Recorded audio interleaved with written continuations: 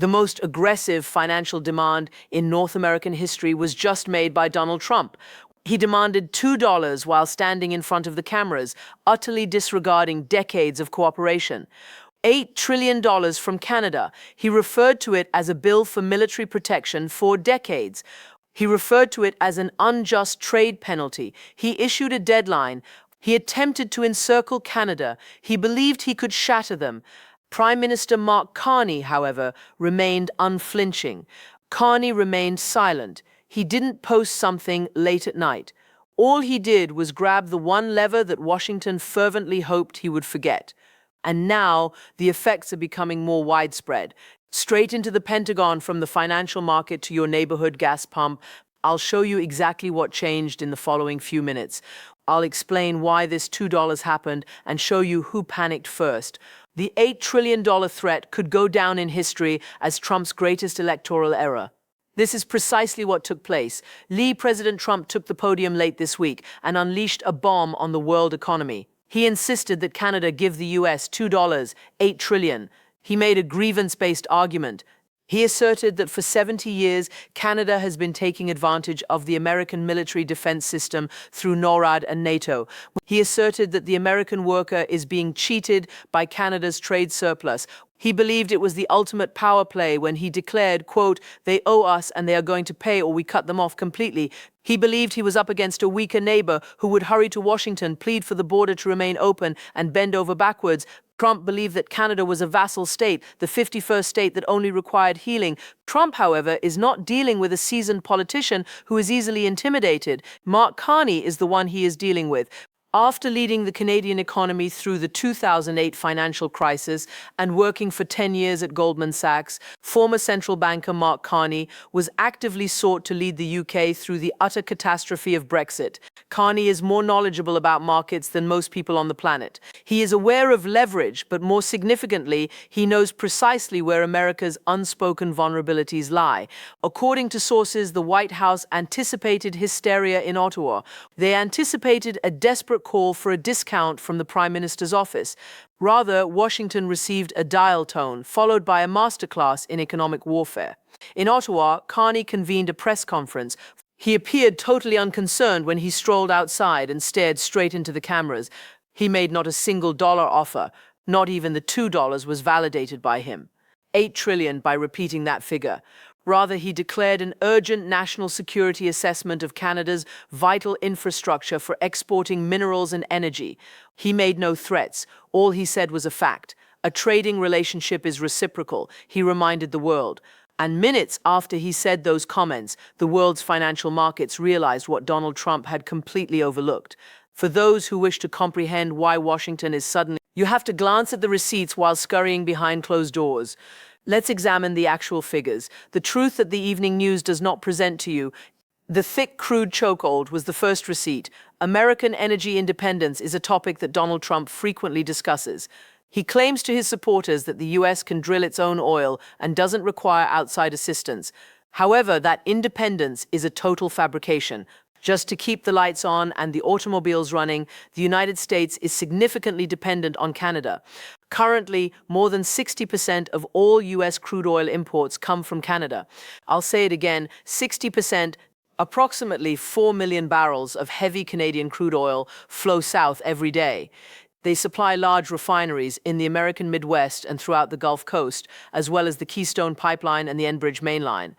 And this is the important detail that Trump was not given by his advisors. Heavy, sour Canadian crude is typically processed at those American refineries. You can't simply replace it. Those refineries cannot just turn on a switch and begin using light, sweet crude from Texas if Carney throttles the pipelines or if Trump shuts off Canada. Neither chemically nor mechanically does it operate that way. If you're Canadian, when oil runs out, those refineries in the Midwest shut down entirely. New York oil traders immediately understood Carney's casual reference to a review of energy export facilities. Crude oil prices skyrocketed. Refineries in the Midwest started alerting their investors of emergencies. Gas prices in battleground areas like Michigan, Ohio, and Pennsylvania will increase by $1 per gallon in a matter of days if Canada delays the flow by even 15%. The second receipt is for the vital minerals trap. Trump asked for $2, $8 trillion to fund the U.S. armed forces. However, without Canada, the U.S. military is unable to manufacture its weaponry.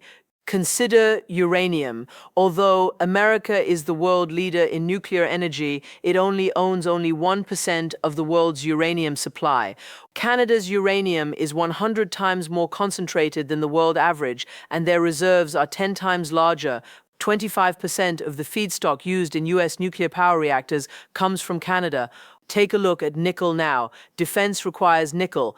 American fighter jets need their jet engines built. On U.S. Navy ships, it is necessary to construct the armor plating. Northern Michigan is home to the sole operating nickel mine in the United States. Here's the punchline, though.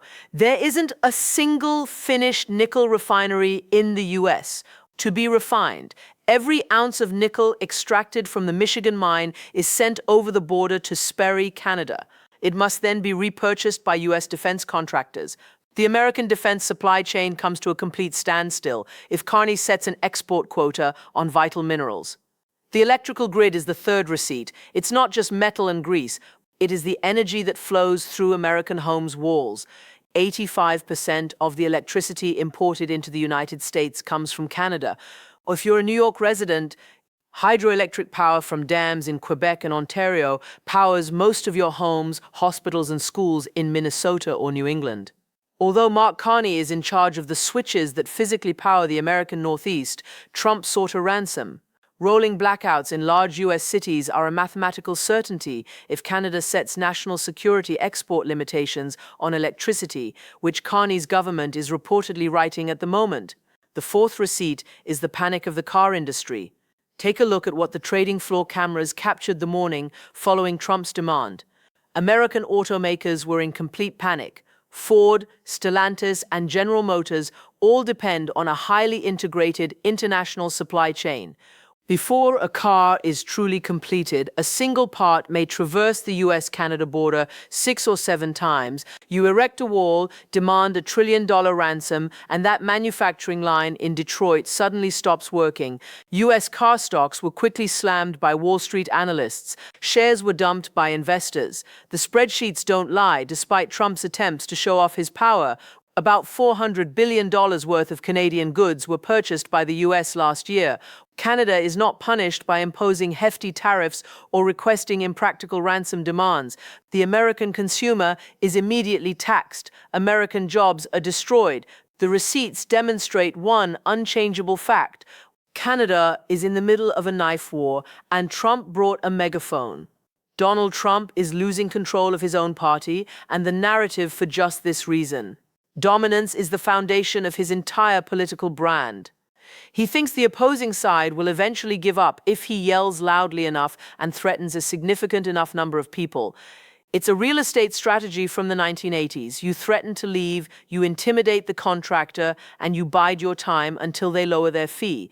However, you cannot intimidate a sovereign state that controls your own economy. A nation cannot be evicted. Now, Trump's own strategies have ensnared him. He escalated by making a huge, unachievable demand of $2, $8 trillion. He placed an amount on the table that Canada could not and would never be able to pay. He used his own ego to push himself into a corner. He will appear weak to his base if he walks it back now. He has the appearance of a blinking negotiator. However, if he continues, he will cause a supply chain breakdown and an energy catastrophe that will devastate the U.S. economy just before the November elections. Take a look at the cause and effect that is currently occurring. Observe how quickly it moves. The $2 was a threat from him. The bill is $8 trillion. Canadian energy corporations immediately stopped making cross-border investments.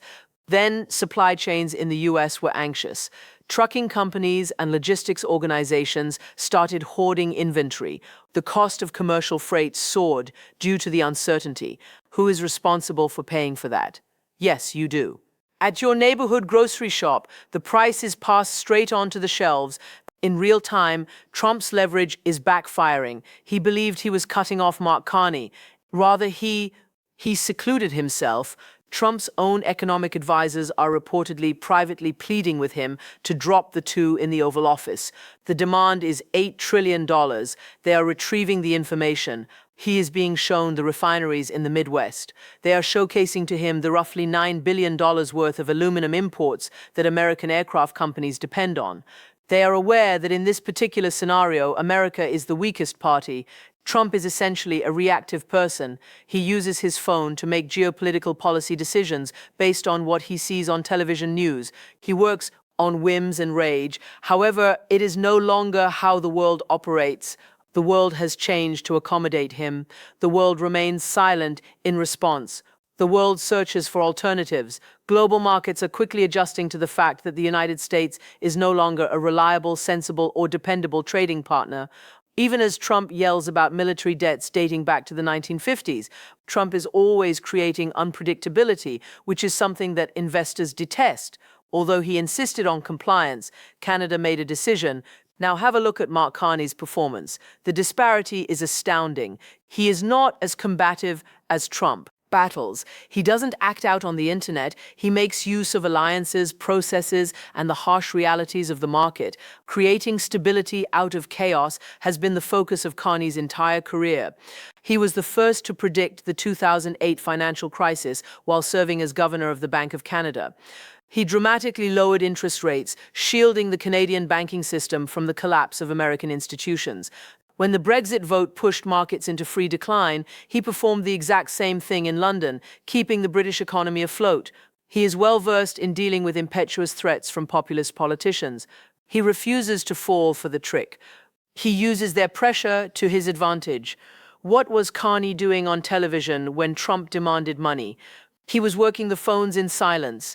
Carney has reportedly been speeding up trade talks with the UK, the EU, and the Indo-Pacific area, according to sources. He is communicating to Washington a very dangerous and unmistakable message. There are other purchases in Canada. Take a look at this year's figures alone. The United States now accounts for about 71% of Canadian goods exports. Since the early 1980s, that percentage has been the lowest. Decoupling is already underway in Canada. With the recently enlarged Trans Mountain, with the pipeline running at full capacity, Canada can now completely avoid the US.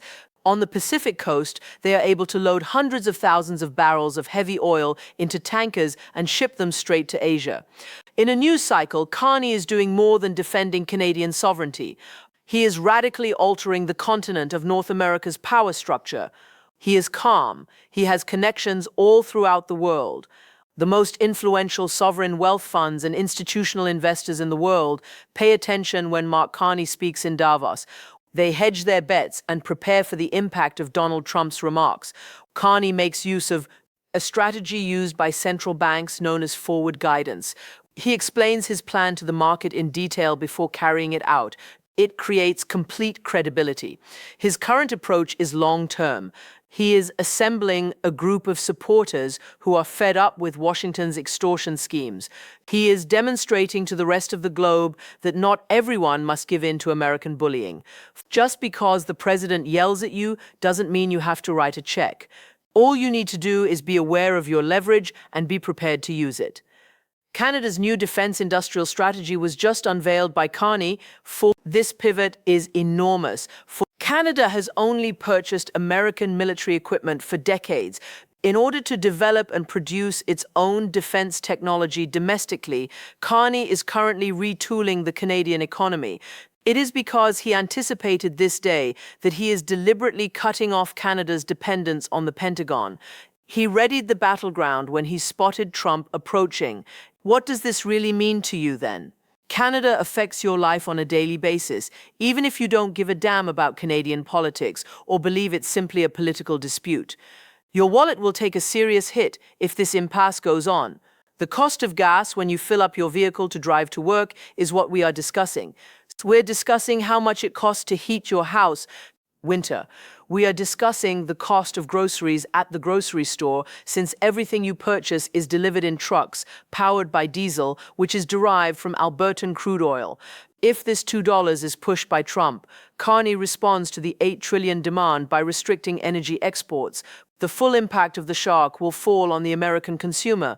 Inflation alone will cover the ransom that Trump is requesting. But take a moment to zoom out. This has a significant effect that goes far beyond money. The course of history is changing beneath us. The United States was the necessary nation for a century. It served as the foundation for world stability, the one nation you could always rely on to maintain the integrity of the world trading system.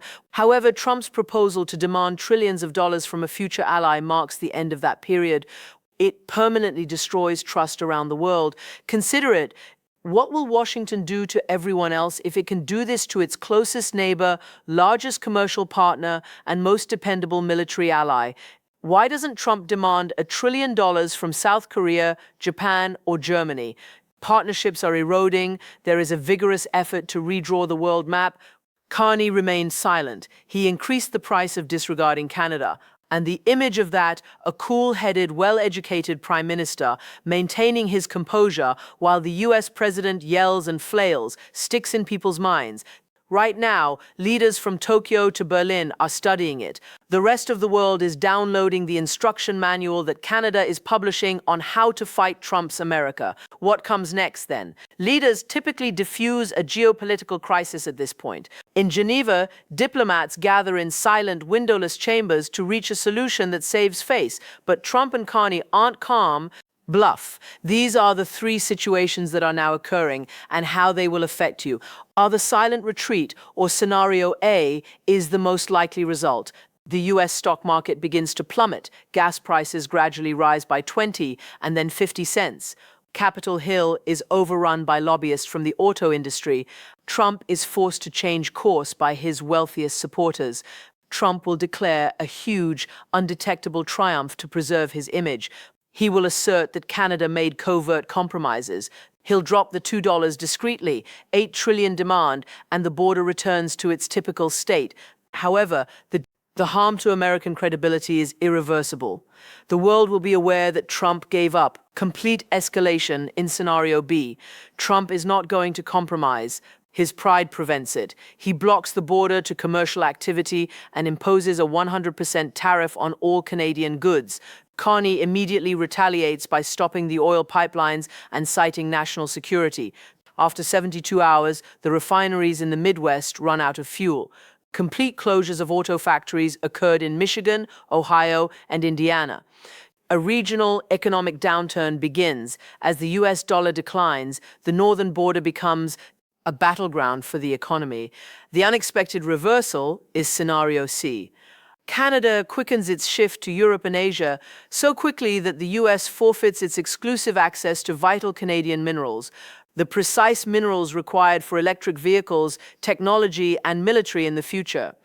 The Pentagon informs Trump that the United States' national security is seriously jeopardized in the absence of Canadian nickel and uranium. In actuality, the US recognizes that it depends more on Canada than it does on it. And in an embarrassing international spectacle, Washington is compelled to formally and publicly withdraw the demand. Whatever occurs the uncertainty over the next few weeks is genuine and quite dangerous. Donald Trump attempted to treat Canada like a bankrupt casino in Atlantic City. He believed he could buy the parts for pennies on the dollar, bankrupt it, and intimidate the management. He was just shown by Mark Carney that the bank is truly owned by Canada. The $2. The 8 trillion demand was intended to demonstrate America's supreme power. Rather, it made the world aware of America's most serious and profound economic weaknesses. It made clear to all adversaries where America's defenses are weakest. I'd like to hear from you now. Do you believe that Mark Carney is doing a fantastic job of defending Canada's sovereignty and creating a manual for dealing with bullies? Or does he dare Donald Trump to go too far and purposefully destroy the market in North America? Leave your thoughts in the comments section below. Because this trade war is intensifying more quickly than anyone anticipated, you will want the next update before the mainstream headlines even catch up. Tell me who you think blinks first, and don't forget to hit the subscribe button right now. Continue to be alert, and I'll see you in the next